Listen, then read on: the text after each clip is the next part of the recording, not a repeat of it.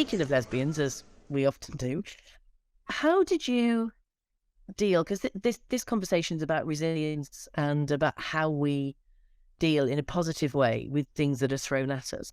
How the hell did you deal with the anti-lesbian and misogynistic hatred that you got from some quarters, because you were universally loved, as always, but from some bigots when you came out in the early days, in the early 80s? Well, I didn't really see it, face to face. It was kind of the bigger picture when I was introduced to come on the court. Everybody was cheering when Chris Evert was introduced, or Ivan Gulagong. But when I came out onto the court, it was muted applause. There was some jeers, there were some whistles, and it was hard not to take it personally. But I realized it was mostly because I was gay. And some of it was because I was winning too much, perhaps. But, Roger Federer never got that kind of welcome, right? Nobody jeers when Roger Federer walks on the court. So, or Rafa Nadal, even people, if they're not big fans or they're in the Federer corner, they still cheer when Rafa walks on the court. But that was not the case with me. So it was hard not to take it personally, but it wasn't. It was this body of, the audience. So one-on-one, nobody ever came to me and called me, "You're nothing but a dyke." Nobody said that to me, but I heard then friends or women that I met later, people were saying that about me in the audience, but I never heard it. So I would have, of course, told them off if it had been face to face. But I was just trying to win over the audience by who I was. I thought that was enough, and at the end they were on my side, but it took a while.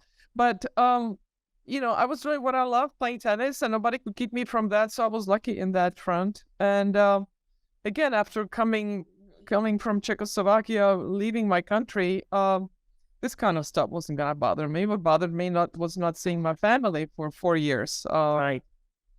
That was the tough part. Somebody I don't know, thinks I'm whatever they want to call me.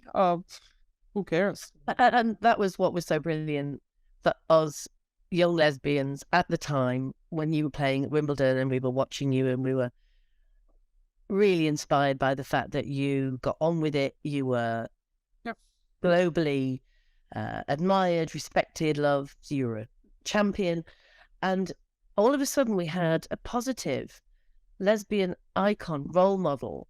And we could say to our mums, or we could say to our colleagues, we could say to people that just thought all lesbians were weirdos and inadequate and freaks. And what would you say about Martina Navratilova? And I'm telling you, we used your name so often amongst ourselves, but also to others. And it did make a huge difference for us. It was like you were standing there with us. I thank you for that. I'm so glad that I didn't misbehave where you couldn't use my name that way. But I always felt that responsibility as a role model. I always thought about the kids first.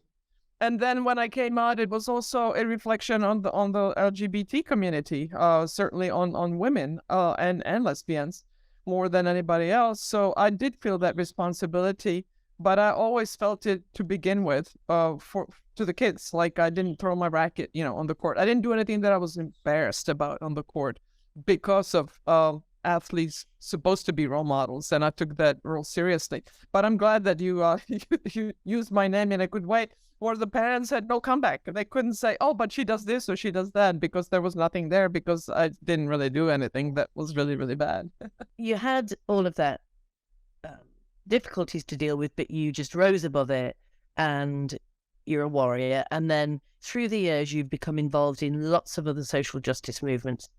You have spoken out about everything that is happening to women that you see, that you believe to be an injustice. And of course, we've spoken about Roe versus Wade being overturned in the US, and what's happening in Iran with women. I mean, what's at the top of your list at the moment about abominations happening to women globally? Oh, well, here in America, of course, it's the abortion right. I mean, it's gone so crazy that there are governors literally calling for the death penalty or for life incarceration of women that have an abortion. Healthcare is denied to girls at 12, 13, 14 who had some physical issues that had nothing to do with birth control, that need birth control pills. They are now denied care. Life-saving, doctor care is not allowed. It has gone so far to the right. Now they want to make it a federal law. It's really crazy, and we have an election here in a month, which I've been very active on trying to get people to vote, etc. But so that's America. Big steps backwards, and then of course worldwide, what's going on in Iran now, and all the Arab countries where women really have no rights, or are very they're much smaller members of society. They don't have nowhere near equal rights. But that's been going on forever. But that's going the right direction, slowly but surely. But now we're having these fascist governments. Look at Meloni in Italy, Orban in Hungary. Who knows what's going on in Russia? The nightmare. So Bolsonaro may squeak out in Brazil, and it's all going backwards. Patriarchy on steroids.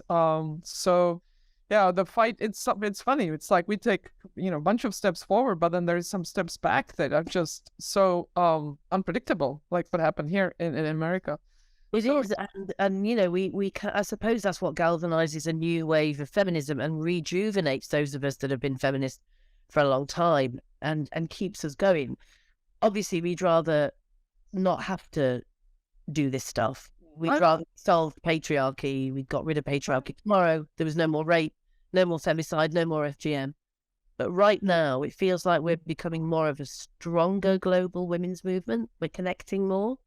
I think so, and I think that's where the internet. I had such high hopes for the internet when it first came out, and I'm like, oh, this is great. Now you can spread truth around the world so quickly, but then you also can spread lies around the world so quickly, and the lie, as said that the lie goes all the way around the world before the truth straps its boots on. I think it was one of the presidents that said that, American presidents.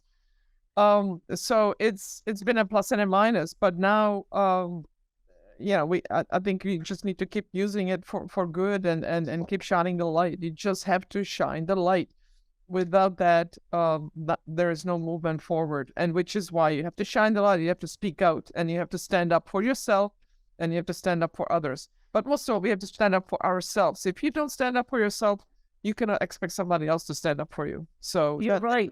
Yeah, absolutely. Which is why it breaks my heart when I see so many young women clearly under the cosh of the bearded so-called progressive men that are telling them porn is empowering, sex work is work, trans women are women, and you should accept them as your sexual partners. And these young women, I think they're starting to galvanize. There'll be many of them watching this right now at FiLiA. There's going to be a good number of young women, some of them brought by their mothers, some of them came to feminism through their own means without any feminist role model except for what they knew about through literature or through their college course if they were lucky, or they just happened to meet a feminist as we do, and it changes our lives. So what would you say to those young women who are facing this barrage of sexualization and men sending dick pics and spiking their drinks and hookup culture and all the stuff young women, heterosexual young women, are having to deal with right now? I say be careful. I say stand up for yourself, hang out with friends, and stay safe, and just keep fighting the fight. I mean, now with the lesbians as well, what's been happening in UK? Dominoes are starting to fall, aren't they? Between Tavistock and the mermaids, they're getting their comeuppance, Stonewall. It's all coming to light. So I'd say be aware, be involved, and be active. You have to, again, fight for yourself. As a youngster, you think, oh, it's all gonna be okay. It doesn't really matter what I do. It's nothing makes a difference. Yes, everybody makes a difference. Why do we recycle? Maybe we have 100 bottles a year, but when everybody on where I live, it's like maybe 2,000 people, there's millions of bottles right there. So it all adds up. So even if you don't think you matter, you do matter. So yes, again, surround yourself with people that are like-minded, that will support you, that are positive, and just fight. You have to keep fighting. You are someone that stands your ground, and you're also someone who, if you did get something wrong, if you did read something and take the wrong impression or fact from it, you would say, Oh, absolutely. I got that wrong. I try not to speak out. Try not to speak out on things that I don't know anything about. So I try to educate myself first. But I thought I knew enough to say what I said about women's sports, and it turns out I was right. But anyway, I know what I don't know. Smart enough for that, which perhaps is the problem with people that are not that smart. They don't know what they don't know, and they don't care. Will you just give a wave to the women at the conference and wish them well? And we all wish you well, Martina. We all love you. So it's been brilliant. Hey, FiLiA, I wish I were there, but I'm sure that you'll do great without me. And fingers crossed for everybody there.